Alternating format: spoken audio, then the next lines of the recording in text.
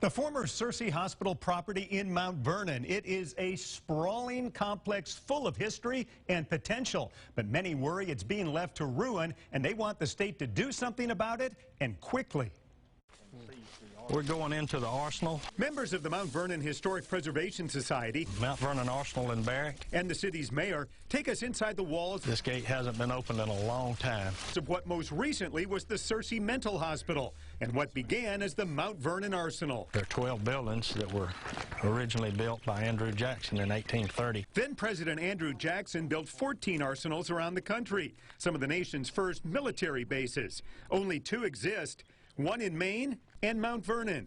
But as you can see, the Mount Vernon property is barely holding on. We're running out of time quickly. There are a lot of buildings that are beyond saving. Welcome to the Searcy Hospital Administration Building. This building has been closed for only 7 years, since 2012, when the State Department of Mental Health closed Searcy.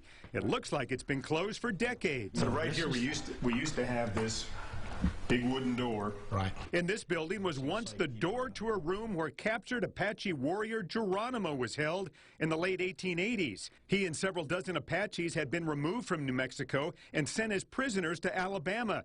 His room at Searcy now crumbling. In and of itself, this is a historic area right here by anybody's definition. It is. As well as being an arsenal and once housing Geronimo, this property is where famed surgeon Walter Reed did much of his research and was one of the only facilities in the South for mentally ill black residents, becoming a mental hospital in the early 1900s. There's so much history here. Businessman and historian Tommy Stonecipher and Mount Vernon Mayor Terry Williams are imploring the State Department of Mental Health to save Searcy. The Indian Civil War history, national history, Black American history. It's so much history here. It's a beautiful site. Why is it being left to ruin like this? No one understands that. How can the state let us down like this? The bicentennial is occurring in Alabama this year, and this is the bicentennial. This is 200 years of Alabama history right here where we stand. Stonecipher, Williams, and others see a day when Searcy could be a museum and a state park.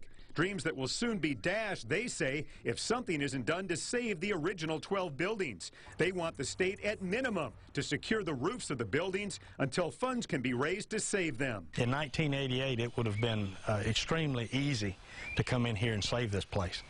But for the last 30 years, the state of Alabama has been reluctant to lift a finger to try to save 200 years of Alabama history. It's going to take a massive infusion of money and time and blood, sweat, and tears to rehabilitate this property, but it's 200 years of Alabama history. The State Department of Mental Health says it spends about $125,000 a year securing and maintaining the Searcy property.